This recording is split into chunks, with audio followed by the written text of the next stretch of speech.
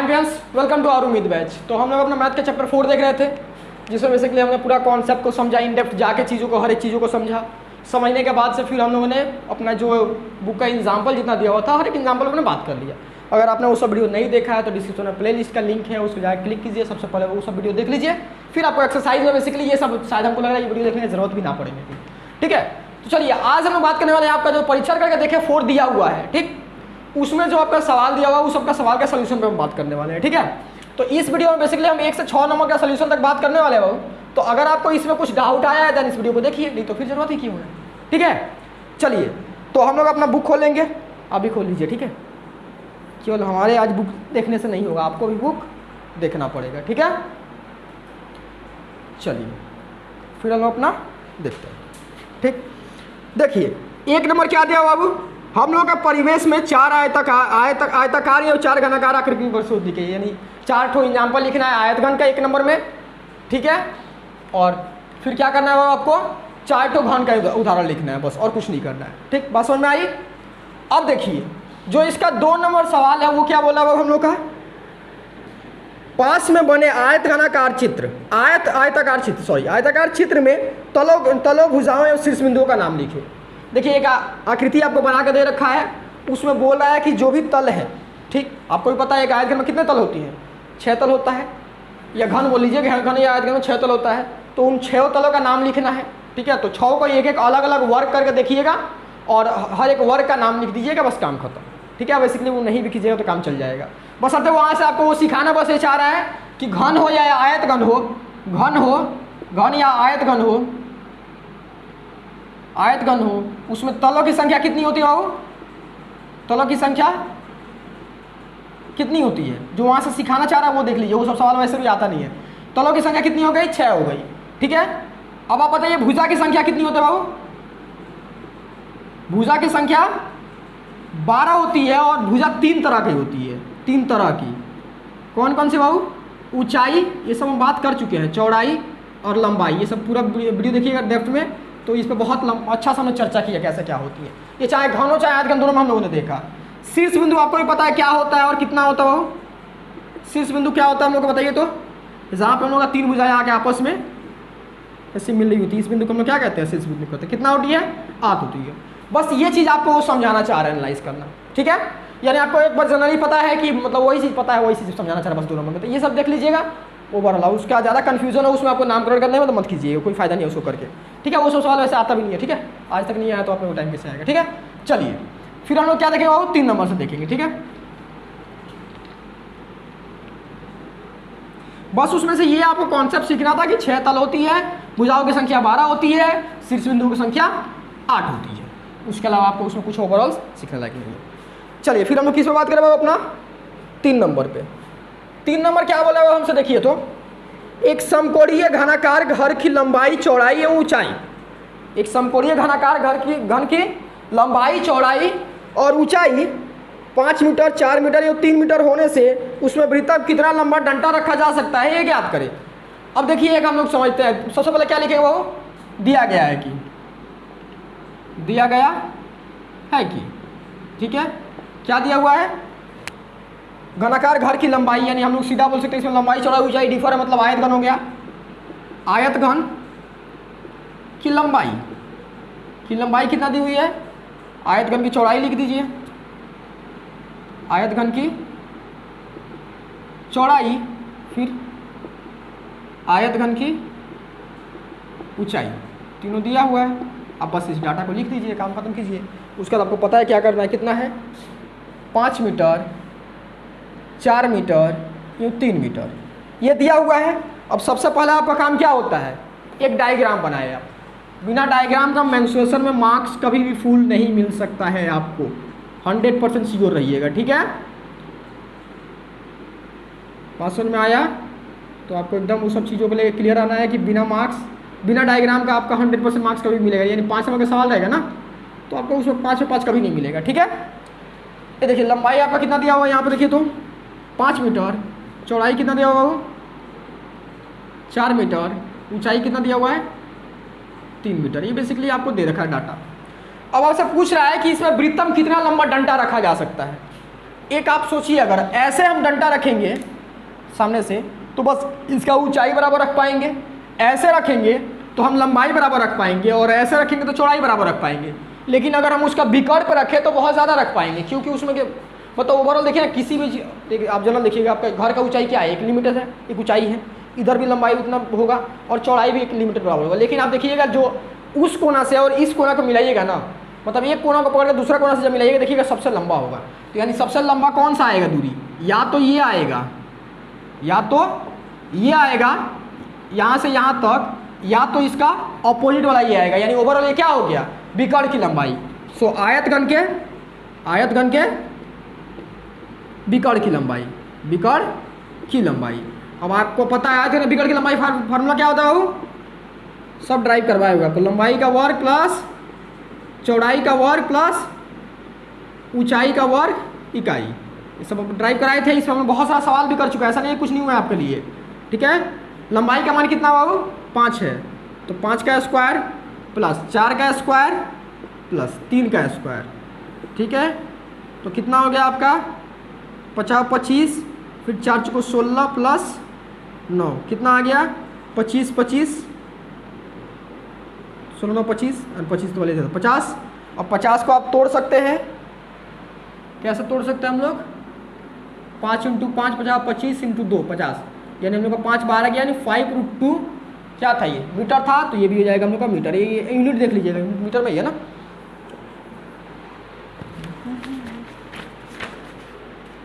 Unit आपका हाँ metre में ही है, तो मीटर में ही आ जाएगा। चलो 3 नंबर हो गया, बस आपको 3 नंबर में ये करना होगा, ठीक है। मिटाइए इसको, हाँ भैया मिटा दीजिए, ठीक है। चलिए फिर हम किस पे बात करेंगे बाबू, 4 नंबर पर दिया गया, 100 मिटाए, दिया गया तो इतना काम लगता है, ठीक।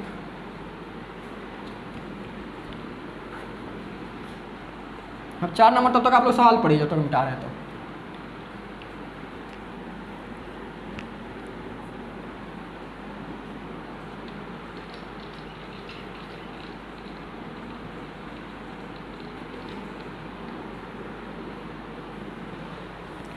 देखिए 4 नंबर हमसे क्या बोला बाबू, एक घनाकार घन के एक तल का क्षेत्रफल, घन के एक तल का क्षेत्रफल कितना दिया होगा बाबू, 64 वर्ग मीटर होने से घन का आयतन ज्ञात करें, ठीक है। चलिए क्या बोल दिया गया है, घन के एक तल का क्षेत्रफल, एक तल का क्षेत्रफल इसको कितना दे रखा बाबू हमें, 64 वर्ग मीटर यानी मीटर स्क्वायर दिया हुआ है, ठीक है। अब इस चीज़ को ध्यान से समझिएगा, आप आराम से समझ में आ जाएगा आपको, ठीक है, टेंशन नहीं है उतना। ये हम लोग का घन हो गया बाबू। घन क्या होता है, तो 6 वर्गाकार तलों से मिलकर बना होता है ना। अरे हाँ या ना बोलिए, तो क्या होता है हम लोग का 6 वर्गाकार तलों से मिलकर बना होता है, जिसमें एक भुजा की लंबाई ये हम लोग कंसीडर कर रहे हैं, तो हम लोग को होता है। अब आपको पता है घन का एक तल मतलब क्या हो गया, घन का एक तल का क्षेत्रफल, एक तल का क्षेत्रफल इज इक्वल टू वर्ग का क्षेत्रफल बोल सकते हैं हम लोग, वर्ग का क्षेत्रफल बोल सकते हैं। तो इस बात से आपको कोई इनकार है नहीं। अब चलिए हम लोग को दिया हुआ है ये घन के एक तल का क्षेत्रफल, तो हम लोग मान लेते हैं, माना घन के एक भुजा की लंबाई, एक भुजा की लंबाई is equal to A metre है, तो ये भी मीटर में आएगा। वैसे हम लोग जनरली इकाई मान लेते हैं, ठीक है, लास्ट में तो मीटर में ही आने वाला है, ठीक, इकाई। ये हम लोग मान लिए घन का एक भुजा की लंबाई होने वाली है, ठीक है।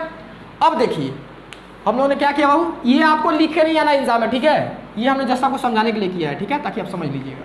हमको क्या पता है घन का एक तल का क्षेत्रफल क्या होता है, हम लोग का वर्ग का क्षेत्रफल होता है, हम सब समझाने के लिए किया हुआ और कुछ नहीं।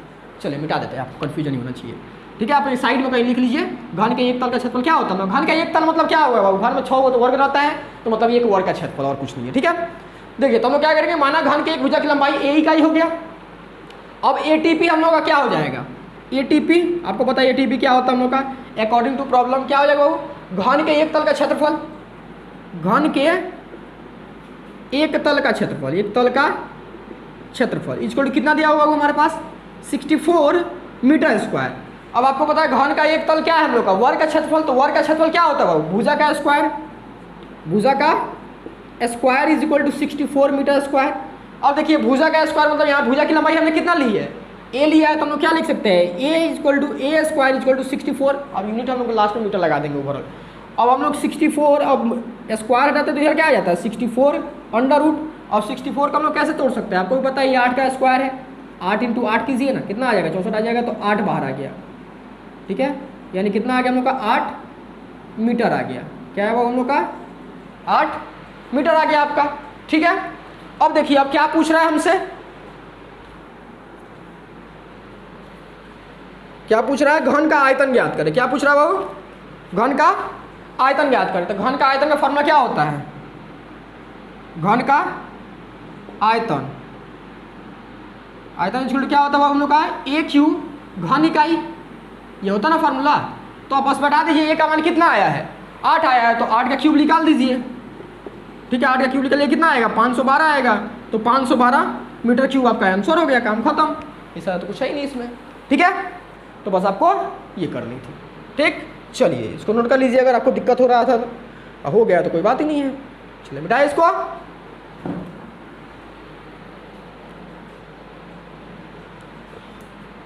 भाई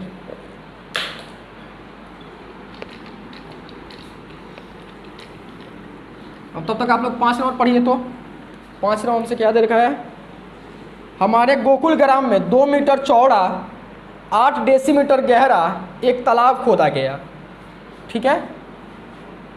उसमें से 240 घन मीटर मिट्टी काटी गई, तो तालाब का आयतन, तालाब का क्या है, तालाब कितना लंबा है ज्ञात करें, ठीक है। देखिए इस चीज़ को आराम से समझने का आप कोशिश कीजिए, ठीक है। 5 नंबर समझिए क्या दिया हुआ है, ठीक। क्या बोला बाबू, हमारे गोकुल ग्राम में 2 मीटर चौड़ा, 2 मीटर चौड़ा, आपको हमने बताया था लंबाई चौड़ाई तो जानते हो, चौड़ाई मतलब 2 मीटर हो गया यहाँ पे, ठीक है। यो 8 डेसीमीटर गहरा, आपको हमने बताया था गहराई और ऊंचाई क्या होता है, सेम होता है, ठीक है। गहराई बस क्या होता है, आप देखिए ना कि अगर छत पर से देखें आप तो नीचे का जमीन गहराई में हो गया, और नीचे से देखें तो आप क्या हो जाएगा, ये ऊंचाई में हो गया। तो गहराई और ऊंचाई एक ही होता है, गहराई और ऊंचाई मैथ में डिफरेंट नहीं होता है, वो बस हम लोग का मतलब रियल लाइफ में वैसा डिफरेंट होता है, लेकिन के साथ बस वो नज़रिया है देखने का, लेकिन दोनों का मान मैथमेटिकली क्या होता है, बराबर ही होता है, ठीक है। तो हम लोग क्या दिया बाबू, हमारे गोकुल ग्राम में 2 मीटर चौड़ा 8 डेसीमीटर गहरा एक तालाब खोदा गया, ठीक है। अब डिफरेंट दोनों है, तो मतलब हम लोग का आयत घनाकार है, तो हम लोग दिया गया है कि देखिए क्या दिया बाबू, तालाब की गहराई बोल दे क्या, तालाब की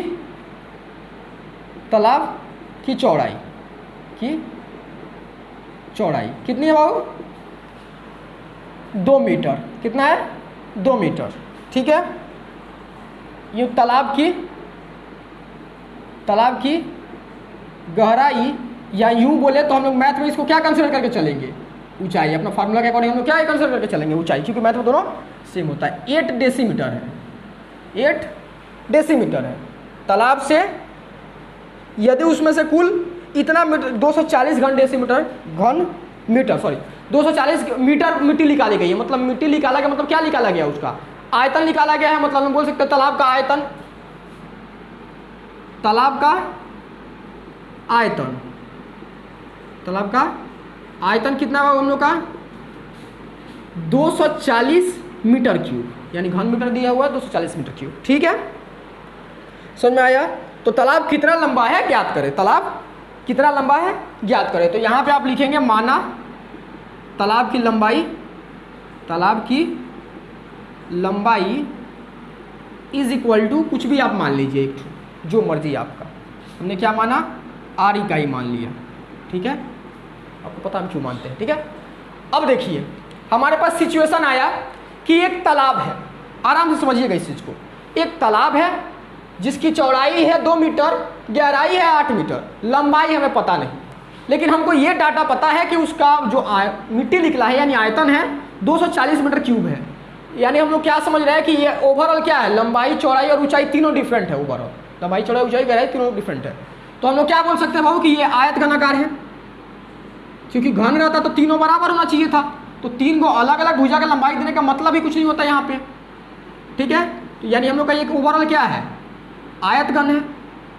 ठीक, अब देखिए जब ये आयत घन है तो इसमें आपको लंबाई दे रखा, लंबाई निकालना है, खैर लंबाई इसमें है, चौड़ाई इसने दे रखा है 2 मीटर और आपको फिर ऊंचाई दे रखा है 8 डेसीमीटर। ये सब डाटा आपको ऑलरेडी दे रखा है इसमें।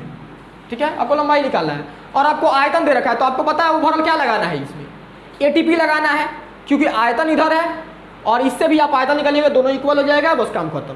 ठीक है, तो हम लोग बोल सकते हैं कि तालाब चूंकि आयत घनाकार है, लिख लीजिए कहीं, तालाब चूंकि आयत घनाकार है इसलिए हम लोग लिख देंगे, इसलिए आयत घन का आयतन इज इक्वल टू तालाब का आयतन बोल सकते हैं। ठीक है, तालाब का आयतन, क्योंकि हम लोग का तालाब कैसा है, आयत घनाकार है, आयतन।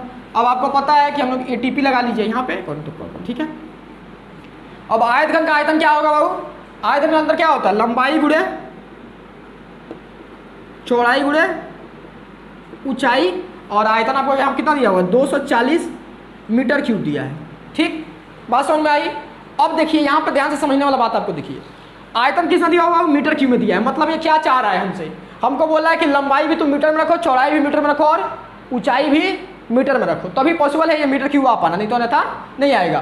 तो यहाँ तो हमारा चौड़ाई मीटर में दिया है, लेकिन प्रॉब्लम हो गया हमारा गहराई या ऊंचाई के साथ। ऊंचाई किस में दिया हुआ है हम लोग का, डेसीमीटर में, तो डेसीमीटर से इसको क्या करेंगे हम लोग, मीटर में लेके जाएंगे। किस में लेके जाएंगे बाबू, हम लोग मीटर में लेके आ जाएंगे। तो हमको क्या पता है, ये वाला पता है, तो आपको कैसे है, डांस म्यूजिक दोनों छम, मतलब आपको ओवरऑल करना क्या है, हमको डेसीमीटर से मीटर में जाना। अगर इधर से इधर आना तो हम लोग क्या करते हैं, 10 से गुणा करते हैं, और हमें इधर से इधर जाना मतलब हम लोग क्या करेंगे, 10 से इसको भागा देंगे, तो हम लोग क्या हो जाएगा, ये 8/10 मीटर हो जाएगा, 8/10 मीटर हो जाएगा हम लोग का। तो हम लोग क्या बैठा सकते हैं, 2 × 8/10 इंटू हम लोग का R = 240 मीटर क्यूब। ठीक है, बात आपको यहाँ तक समझ में आई। अब देखिए, अब यहाँ से आप गुणा भाग करके तो R का माने निकालना, इसमें तो ओवरऑल कुछ है ही नहीं। ये दोनों देखिए हम लोग क्या कर सकते हैं, इसको यहाँ पे 5 कर लीजिए, लफड़े खत्म। तो हम लोग क्या लिख सकते हैं, 8R = 240 इंटू, ये नीचे में है तो इधर गुणा हो जाएगा 5। ठीक है, तो हम लोग क्या लिख सकते हैं बाबू, 8R = 240 इंटू 5 है हमारे पास, तो R = क्या हो जाएगा हम लोग का, 240 इंटू 5/8, तो 8 3 का 24, 3, यानी हम लोग का R = क्या आ गया, 30 इंटू 5, यानी R कितना आ गया बाबू हम लोग का, 150 मीटर। कितना है बाबू हम लोग का, 150 मीटर आया।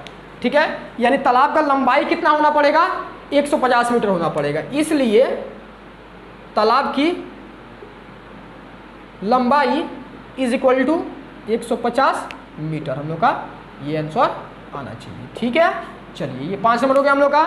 और हम लोग किसको देखेंगे बाबू, अपना 6 नंबर को देखेंगे। चलिए इसको नोट आउट कर लीजिए। ठीक है, इसमें देखिए बस ओवरऑल एटीपी लगाना था, यहाँ कैलकुलेशन थोड़ा सा कन्वर्जन कर लीजिए, क्योंकि कन्वर्जन क्यों किया हमने, क्योंकि यहाँ पे मीटर क्यूब में दिया हुआ है। ठीक है, चलिए मिटाइए इसको, मिटा दें। तब तक आप लोग 6 नंबर, हाँ 6 नंबर सवाल पढ़ लीजिए। ठीक है, अब इसको अगर आप एक काम भी देखिए, जब भी सवाल बनाए ना तो आप लोग इसको नोट करने की कोशिश मत कीजिए, वीडियो पॉज कीजिए, फिर पहले एक बार समझ लीजिए, समझने के बाद से फिर खुद से बनाने की कोशिश कीजिए, और जब एक बार बन जाए तो वहीं पे कोशिश कीजिए कि 1-2 बार और बना लीजिए, यानी एकदम कंफर्म कर लीजिए उस चीज़ को। ठीक है, तब जाके चीज़ें होंगी अच्छी।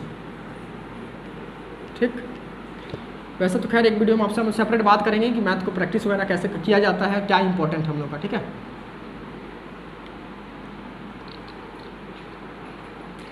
चलिए अब हम लोग क्या करेंगे बाबू, 6 नंबर को देखते हैं। ठीक है, 6 नंबर पढ़िए। देखिए 6 नंबर क्या बोल रहा है, ये घन के विकर्ण की लंबाई, एक घन के विकर्ण की लंबाई 4√3 सेंटीमीटर हो, यानी 4√3 सेंटीमीटर हो, होने से घन के समतल का क्षेत्रफल ज्ञात करें। ये सवाल आपसे नहीं बनेगा, ये हम उम्मीद लगा ले, क्योंकि तो सवाल से हम किए हुए हम लोग 2√3 वगैरह करके हमने दिया भी होगा। ठीक है, चलिए क्या लिखेंगे बाबू हम लोग, दिया गया है कि, ठीक है, घन के विकर्ण की लंबाई, विकर्ण की लंबाई कितना बाबू हम लोग का, 4√3 3 दिया हुआ है, ठीक है। तो यहाँ पे आप घन बना लीजिए एक ठो, ठीक।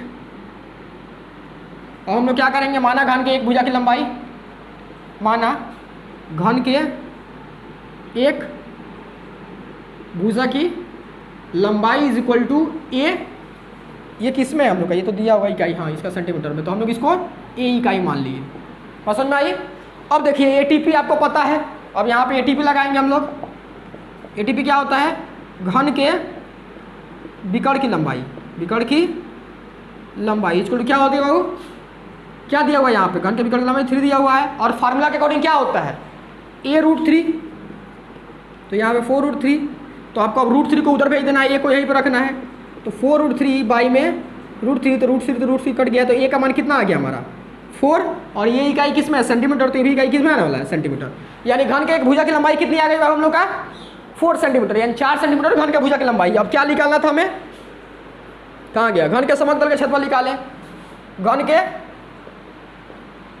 समग्र तल का क्षेत्रफल, समग्र तल का क्षेत्रफल क्या होता है हमारे बोलिए तो 6a², तो 6a क्या है हम लोग का 4 है, तो 4 का स्क्वायर 6 इंटू 4 चौको 16, अभी जो भी आएगा आंसर करके आपका किस में आंसर लिख दीजिएगा, सेंटीमीटर स्क्वायर आपका आंसर हो जाएगा, ठीक है। तो ये बेसिकली हम लोग का 1 से 6 नंबर तक था। अगर इसमें जो भी आपका डाउट होगा तो मे भी क्लियर हो गया होगा, अगर फिर भी कोई ऐसा परेशानी लगे आपको तो बेझिझक आप कमेंट कीजिएगा, हम उसको कोशिश करेंगे नेक्स्ट वीडियो में आपको डिस्कस कर ले उस चीज़ पे। चलिए फिर हम लोग नेक्स्ट वीडियो में जो होगा अपना 6 से यानी यूँ बोले तो 7 से 12 नंबर तक देंगे, यानी 7, 8, 9, 10, 11, 12 तक हम सवाल देख लेंगे अपना, ठीक है। उसको फिर हम नेक्स्ट वीडियो में बात करेंगे आगे क्या करना है, ठीक है। चलिए मिलते हैं फिर नेक्स्ट वीडियो में, बाय।